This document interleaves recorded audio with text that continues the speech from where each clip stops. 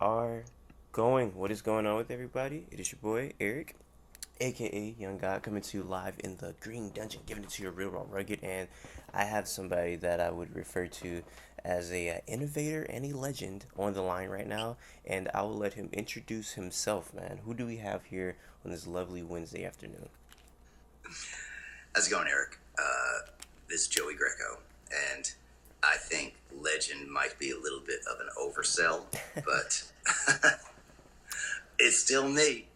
Hey, How are you? I'm doing pretty good. I have to tell you why you're a legend. I think you're a legend just because um, a show that you were a part of, Cheaters, I feel like has kind of it was way ahead of its time because Cheaters is basically a viral moment in 2020. So that's like somebody with a camera. I'm going to go do this and put it on Facebook, Instagram, Twitter, or whatever, and it goes viral. But before the internet, before things are going viral, I feel like that was Cheaters. So before anybody had the chance to take it to Twitter, they took it to Cheaters. And yeah, you guys were kind of the outlet for I feel like people's entertainment when they want to watch something on TV, people's intrigue, and people's relationships. So I feel like you guys entertained and helped a generation of people for sure. Well, I appreciate that, and I kind of agree with that sentiment that because clearly the show was ahead of its time. Now everybody is walking around with a 4K video camera in their pocket, so that moment, the ability to capture a moment like that is now much more prevalent and temporal because someone could just jump, boom, where there it is. But the other side of it, and this is kind of what made the the delicate balancing act of the production, which is people, are it had to be entertaining. Mm. Um, at the same time, you never wanted it to come across like you were taking advantage of someone's misfortune. Now, there's just the recipe of all the things that came together, at one time in one spot, was someone who was not behaving properly getting their, you know, reward. Yeah. And this is kind of one of those things where, I know the flack that I got early on, and you take it with for what it's worth. It's like, hey, you're minding your own business. It's none of your, like I have emails and, that were comical almost. However, this is the way that I always looked at it, which is who likes a bully? Mm. If someone, and after the fact, there were these, and well deserved, but these fabulous no bully campaigns, Mm. which I totally support because that's, taking advantage of someone in a weaker position than yourself is, there's no pride in that. What that's just not, that's morally, Yeah. I stand against that. Yet when you look at it in a relational standpoint, I'd almost say, well, isn't someone who is being dishonest to their partner emotionally, physically, whatever it is, because usually it's going to always boil down to the emotional harm that it causes. It's emotional bullying. And no one seemed to think that, I don't want to say no one, but, you have people who, quite a few that missed that point. Yeah. Yet, if their son or daughter were being taken advantage of by someone in a superior position, I know that they would certainly have something to say about it. Well, this is the way I look at it. So I want to touch on this a little bit more later, but just kind of start off with it. I'm in school for psychology right now, so I study Okay. sociology, psychology, and like within that you have to take classes like family classes or like adolescence psychology and just things of like different type of psychology classes Sure. within that nature. So within doing that, I've learned a lot about just different cultures and different ways of monogamous and all that type of stuff. So the way you bring up like bullying and the emotional part of it, I feel like the way you said, some people might have not caught certain aspects of that show. They just might have caught one thing and they stuck with that one thing. So that's what I think the brilliance is about that show, is because on like a psychological level, when you watch it, you can get emotional. You can laugh watching it. You can get mad watching it. You can get brought into the drama and get sad watching it. It's so many I think psychological things that it can catch on to you, and you probably won't catch all, or you can catch all, but if you catch one, you can still enjoy the show. That's what I think is cool about it. You don't have to be emotionally attached to every single concept of the show to enjoy the show. So that's why I think the show. It's one of the reasons why I think the show is it's pretty brilliant. Well, and this is kind of one of those, and I've said this before, and it's, I don't know if it's new news, but when I started on the show, it had a particular vibe, and it entertained a certain group of the population. There was a population, there was a group of people that enjoyed that vibe. Yeah. However, and as yourself, I studied psychology. I have a bachelor's in psychology, master's degree in counseling and education, which who would have thought it would have come into play, because I, also was acting and working in film and television. Quick question. Who would have Quick question. Did you have that bachelor's? Did you have all the degrees before the show or after the show? before the show? Okay. And then subsequent to that, got in film and television. Well, who would have thought that all of those would, come to a boiling point in the same production? So when I started with the show, the way I looked at it was this way. Everybody's nosy. Yeah. Everybody wants to be entertained. When there's something going on, you can't. I got jammed up in traffic the other day because on the interstate, because something happened on the other side, going in the other direction, and there was this big traffic jam on my side, and I just went, you can't even see anything. The median is, and they're all, everyone is just slowing down to slow down. So everyone is curious. However, no one wants to feel dirty after watching something. You know what I mean? It almost had that voyeuristic, peeping Tom kind of, like I can't feel good about myself for watching it. So it was, how do we position ourselves so people can still be entertained? Because again, it's a television show. People can be entertained and still at the same time watch that content and know that we're being responsible. Because if we weren't being responsible, then it would just be like a dog pile on, So if we handle the situations responsibly, if we do our job as far as, finding out what's going on in a relationship, really, that's kind of what it was. No one would get to that point if they didn't have a pretty strong idea something was going on. So all they really were looking for was the confirmation of that and the ability to confront the other person in a manner where they couldn't, they had enough evidence where they couldn't continue to be gaslit. Yeah. You know what I mean? Like gaslighter is always going to be, oh no, that's in your imagination. Oh, this, there's always some side thing that's going on. Yeah. So, but if you don't handle that responsibly, we had to do our job. The story's going to tell itself. There'll still be drama. We'll be responsible. Let's give both sides, like we've seen, there are two sides to every story. What is in Proverbs? It's just like, hey, the first guy makes a good case until you hear the second guy. Yeah. So, I think that made the biggest difference, because then I was able to a little bit better integrate some, psychology and sociology and how do we communicate, and is it the communication? Well, what is it that you fear? What is it? Why would you not continue to treat someone the way that when you started the relationship, Mm. you started it under certain terms, Yeah. and you knew how you felt about someone, right? Somewhere along the way, those feelings started to change. Well, what caused those feelings to change? And why stay in it if you're not happy? Mm. And it's, just little things like that that you can start to really fill in the colors, fill in the blanks, because it's everyone's life is kind of a portrait.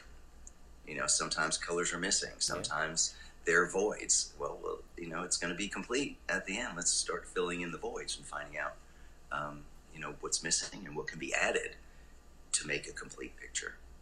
Well, I think out of probably my 200 plus interview history, you might have said the top five coolest thing I've ever heard while interviewing somebody, which is you use the psychology, the sociology stuff in your degrees to help you through that TV show. I think that's so cool because, as you know, you've probably heard when people say they want a psychology degree, the response is kind of like, "Oh, you can't get a degree. You can't get a job with a psychology degree. There's no jobs out there for psychology degrees." And I always tell people, with my psychology degree, I want to do something and think outside the box with it. I want to do something inconvenient. I usually bring up somebody like Dr. Phil. Like he has a doctorate, I'm pretty sure, in psychology or whatever. And he used that for a TV show. The same way you used your master's and your bachelor's to help you with a TV show and help you counsel on this TV show. And I don't think people think about it outside the box like that. So the fact that you said that is really interesting to me. And just listen to you talk, I can tell you're a pretty well versed person within that realm because you're a pretty smart guy. You're a pretty smart guy. I can just tell by Yeah, listening. well, I So appreciate yeah, I that. just want to let you know that's Some of really my interesting. professors might disagree with you. No, I think that's really cool. And I was listening to one of your interviews, and you were going through something at the beginning of Cheaters that I feel like I'm going through now, and I would love for some advice. I would love to ask you a question to see how you feel about this. Sure. You said that when you first started, or before you started Cheaters, when they threw you kind of the pilot and threw you what was the raw footage, you said you was like, yeah, you're like this is a little much for me. You said sometimes you're like, I don't know how I feel about this, because you didn't want to do a show that kind of made you what would be the word? It kind of made you put your morals in the back seat of things. You know, you kind of put morals second, TV show first. You didn't want to do that. And I feel like I'm somewhat in that position sometimes because you may get opportunity because Cheaters was, that was going to be a big opportunity, a TV show. You're the star of it, but is that enough for you to kind of question things that you stand firm on? Because you were talking about being a Christian and certain values you didn't want to put secondary just because you were going to have a TV show. So when you first got offered that, how did you second guess that at all? Like, what should I do? Or did you already know I need to clean this up a little bit before I'm even involved? Well, parts of that are very accurate. Let me add on. Okay. When I first saw the footage and they said, this is it. And immediately I just went, I don't want to watch that. Yeah. Like, you get done seeing it. And to me, that goes back to what we were just talking about a second ago, which is, that is just, I felt that was nothing more than taking advantage of someone's misfortune for entertainment, which goes back to the bullying thing, which kind of, influenced my entire approach when I started. So, and everyone has their own style. This isn't about who hosted before me, who hosted after me. Everyone has their own style. But I still think the underlying factor for me was to take advantage of somebody. No one likes a bully. No one likes a bully. And if someone is able to stand up for someone who's being taken advantage of, but at the same time create some type of dialogue and communication to find out, all right, let's stay on track. And really, my job was the facilitator. I was there to kind of, ask difficult questions, to go, well, let's not avoid what we're dealing with. We see it now, in all the presidential debates. Yeah. The moderator, is, all right, let's stay on track. Some of them were easier to stay on track Yeah. than others. However, at that time, that's I just went, for this to be a more widely accepted product and one that was more widely that more people were able to enjoy it without feeling bad. Mm. Like if we can work that, how can we manage? Like I said, it's a recipe, and these are the ingredients. If you're not careful with what you put in and how much you put in and the time that you add it, it can turn out to be a mess. And we were fortunate that some of the and there was a growing process, clearly. But as we went through the way, as we continued and went down the road, I think we had a product that you can enjoy. That we were standing up for people. That you could watch it, you could feel, you could be entertained, and at the same time, the people that participated, they felt like, all right, now I have information, I can move on with my life in a positive direction, and people will. And now I'm babbling a little bit, and this is kind of going off the track on the side, but usually people, I don't want to say usually, people make decisions that their origins come from one of two places: love or fear. Mm. So when you think about any action that someone makes, what is the genesis and the catalyst for making that decision? And often people live and everything contextually is perceived as like, oh, I don't want that to happen, so I'm going to do this. I don't want that to happen. As opposed to, I love this, I'm going to pursue that, and forget about the outcome. I enjoy it. It's almost, what would you do? What would you try today if you knew you wouldn't fail? Mm. And those are some of the things that I try to bring those to the surface a little bit more. Or that was the attempt. Like I said, the values, I feel like is something, because I remember watching an interview of you a long time ago, and you were kind of talking about that, and it's something I never picked up watching it the first time, but watching it again, not first time, but like watching it, like when I watched it, I never picked it up, but when I went back, let me watch a couple episodes with that in mind. I'm like, there are like values that he's throwing out there, almost at like a subliminal level. It's almost like you're not overtly like in Proverbs 17, you're not doing that. It's kind of like, if it's kind of one of those things. And I feel like subliminally and just kind of subconsciously putting things in people's brain will always be more effective than just like, here's this message right here. Do you agree with that? And that's and I appreciate that, and thanks for saying that, because it's kind of a nice to hear Yeah. that. I know a lot of people were able to pick up on that. No one likes someone who's just gonna, blustery, that blustering, this is the way you should, Yeah. This is the way you should live. However, there's one thing about absolute truth, and that's consistent. Mm. It will always stay the same. Gravity is always going to pull you in one direction. Yeah. You know what I mean? And wherever someone's faith might be, or wherever they, whatever they have faith in, if you're a believer, your trust is going to be in the Bible, right? And when you consider the biblical truths that are consistent then as much as they are now, those are the things that that you try to live your life. I just try and be a better reflection of Christ. I live a Christ-like life. That's what my goal is. I don't always meet that goal, but the attempt to do what is right, and often you don't really need to. How can I phrase this? It's evident.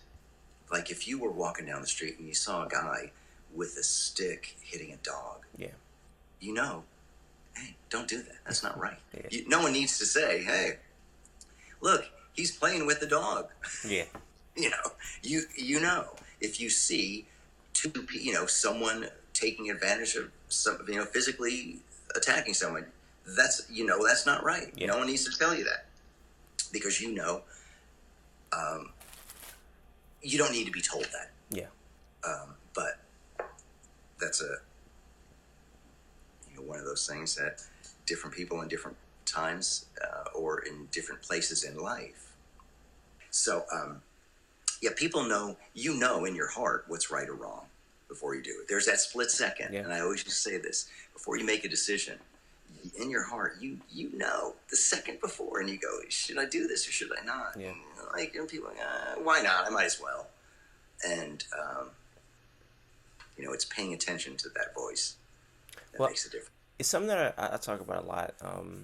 Is kind of discipline, and I feel like a lot of people lack discipline, and it's just it's hard to be disciplined as a human because there's so many temptations and so many distractions, and that's why I feel like a lot of people sometimes say no to kind of like a spiritual lifestyle because it takes discipline to be any type of like it to be like a devout, let's say like a Muslim person. They pray 5 times a day. Some people don't want to pray 0.5 times a day. So 5 times, they're like, whoa, and I can't eat pork, or just like a Eastern religion or Christianity. Like, it's certain things that about those type of lifestyles they demand discipline, and us as humans, just the stuff we eat is not good. The stuff that we consume on the internet is not good, and that demands discipline. So I feel like what you're talking about, just people not making good decisions, not making bad decisions. I feel like it's so much easier to make a bad decision because it's like, hey, it's right here. But to be disciplined, like, you know what? Let me not do that. Let me go to the right side of the lane, not the left side. And let's take that a step further, and let's not address faith or religion at all, Yeah. and just discipline. Mm. You get up every day and go to work. Those people, that's discipline. Yeah. You know that your gas tank's on E. What do? I need to get gas. You pay attention to things around you. You know how to operate in life. Anything or many things take discipline at varying levels. What you focus to discipline yourself, or where you focus your discipline, Yeah. is kind of what makes the difference. So I know that depending on someone's lifestyle, even say a creatives usually have a different type of discipline that they ascribe to. It's not the same as someone in the military. Yeah. However, if you took a painter and said, here's a canvas, and they'll go create something on that canvas. An artist or a painter won't say, I can't be confined by this canvas. I need to it's focusing their energy onto, you could do whatever you want on that canvas. Create there. So the discipline and focus to create it there is, so it's not like, someone go, I can't do that. No, you can. If just don't worry about the restraints. Let the confinement that's there spur your creativity. Yeah. And it's all, there's so many things that have so much to do with perspective in life, that I think it's, you can focus on either abundance or scarcity. And what you choose to focus on will evidently come to fruition or manifest itself in your life. Well, something that's talked about in psychology a lot, kind of referring to discipline, is kind of like, is monogamous, is being in a monogamous relationship, or is monogamy natural for a human? So I'm curious what you think about that, because do you think a person that cheats a lot, is that a lack of discipline for them, or do you think that it may not be natural for that person to be monogamous? That's an interesting one. I I look at it this way. Well, anyone can live any lifestyle that they want.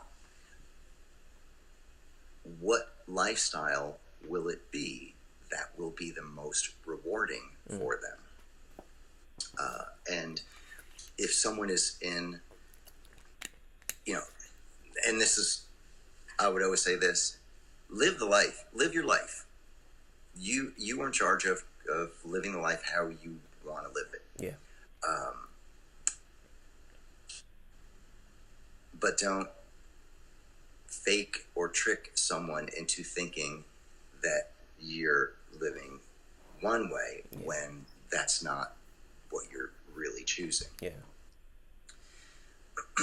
And that's what that and that would was often one of my questions for someone who was being unfaithful. It's like, well, if you want to date around, I'm not judging that, but why wouldn't you give that same allow your partner the same respect? Let them date around. Oh no, I don't want that. Well, why not? So, but so in those instances, I would say that someone being unfaithful is trying to fill a void. There's something missing. There's something that they're not, that they want something, and it's not that's the symptom. Yeah. And let's find a way to treat the issue rather than treating the symptom. If you have a cold, well, you really can't treat a cold. I mean, you can, but say if your nose is running, well, you can here's some tissue to wipe up the snot. Yeah. Or you can take a Benadryl. Yeah. Which would you rather? So, little rudimentary example, but it's the best I can come up with on short notice. No, for sure. I mean, I think that's an excellent answer, and I guess kind of being the person that the person that you are, and just talking about this discipline. Was there ever a time during Cheaters where you felt that the show was kind of getting a little too far what you wanted it to be? So like, did it ever revert back to that raw footage that you first seen? And you was like, this is getting a little hectic, or do you think it stayed pretty consistent of what you wanted it during the duration? There are so many things that were out of your control. Yeah. That I would like to think that there was a midline that sometimes we might have been a little above it, sometimes we might have been a little bit below it, but generally we are able to maintain a particular consistency throughout. No, I would agree. I feel like the show is like I said, very, very, very, very entertaining. Like we talk about like the Mauries and the Jerry Springers and things like that. Can't forget Cheaters, man. Like that's that's a show that I feel like will never get old. Like Maury will never get old to people. Cheaters will never get like you. You could be an old person watching Cheaters. You could be a person 14 watching Cheaters and find something out of it. So it's definitely one of those shows. And I was always curious, after you left Cheaters, after Cheaters was over for you, what was life after Cheaters for you? Like, did you want to do another show of that ilk? Did you want to go a different direction in life? Like, what was life after the moment you left Cheaters? It was interesting because I had done the show 10 years. And at that time, it was a challenge getting work because I was so closely associated with and so recognizable in relation to the show. So I worked in film prior to, but then when we did the show and I went and I kind of had glasses on one day and they went, "Oh, we like that. We want you like with glasses. It looks." I don't know why I'm making that voice like the producer voice. Put you in glasses. Anyway, but it was a real challenge, and and I knew that I had to work harder in breaking that mold. Yeah. either, you know, to change my look and appearance, because and I'm not certainly not comparing myself to Ryan Seacrest, but he's so recognizable that if he were if he were in a film and he was anything other than Ryan Seacrest, then people would go, "But that's Ryan Seacrest." And you would break that suspended disbelief Yeah. that is often required to enjoy a television show or a film or something like that. But as time goes on, things change, and people forget. I mean, even though it's still on the air, it's taking on new Cheaters is taking on new forms, and so there are other people that are starting to replace and get more associated, and that will always be there for me. However, I can influence,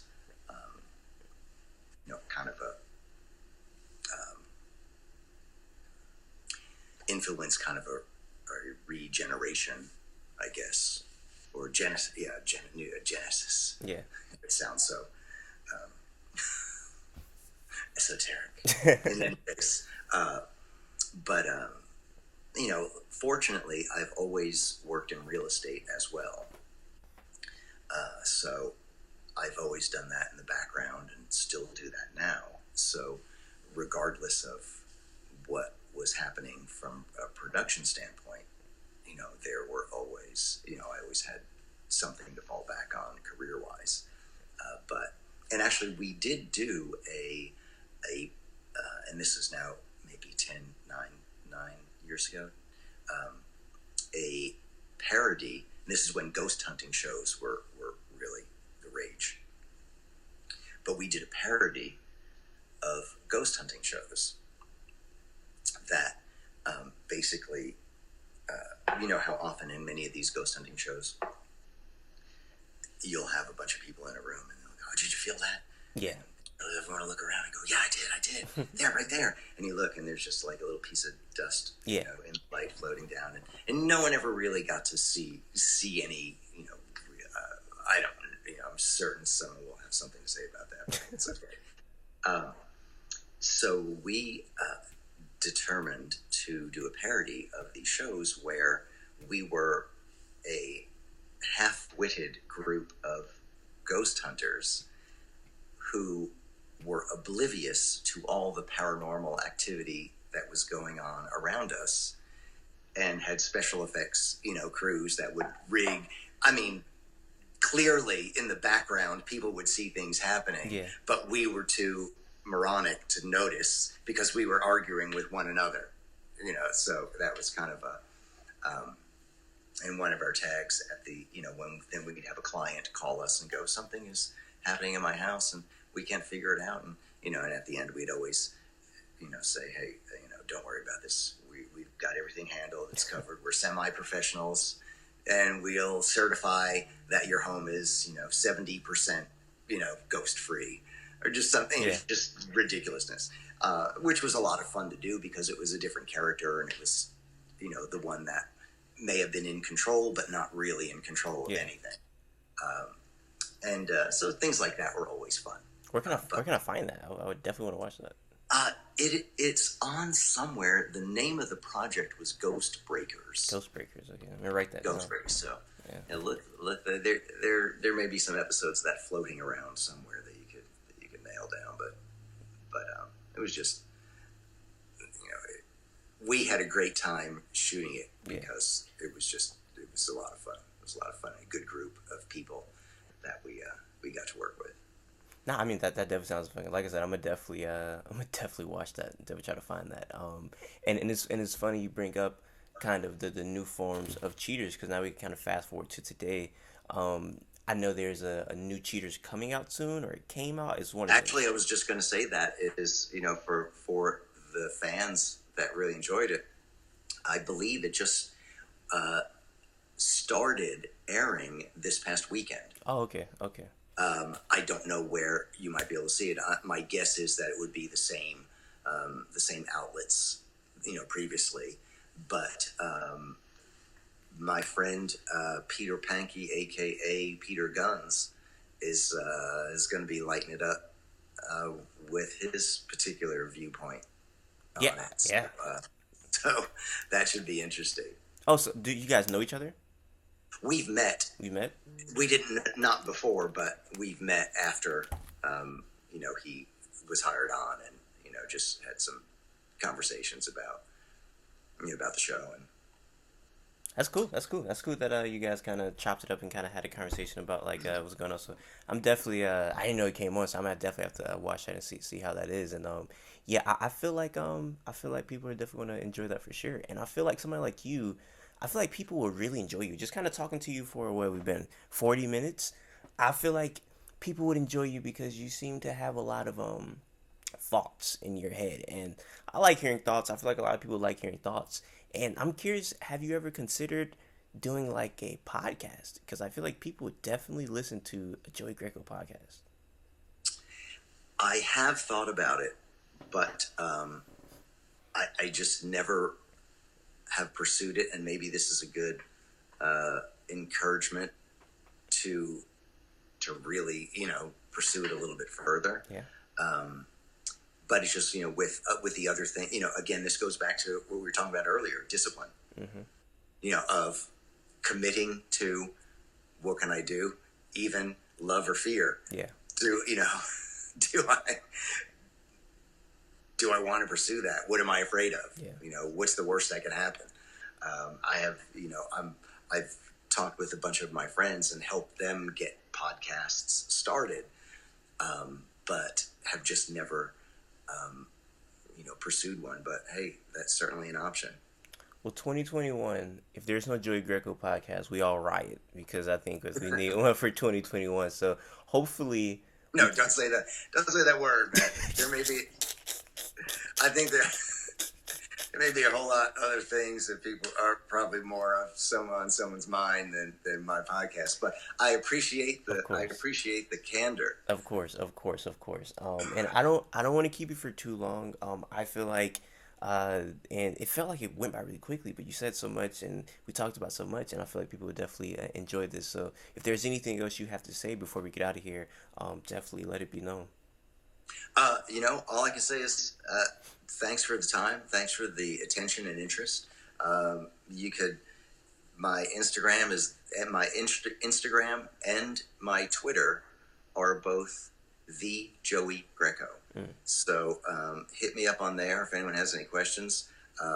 I'm certain to disappoint you with my lack of posting on both equally, but I'll throw stuff up on there from time to time, and it's a great way to connect, and I would love to get if hey, this could be a good launch for a podcast. So Yeah. hey guys, let me know your thoughts, and again, thanks for taking the time and reaching out for the conversation. Of course, for the people watching right now, make sure you comment podcast, podcast, podcast, so Joey sees that. And then till next time, I say what I mean what I say. Haters gonna hate, players gonna play, and you guys holler at your boy.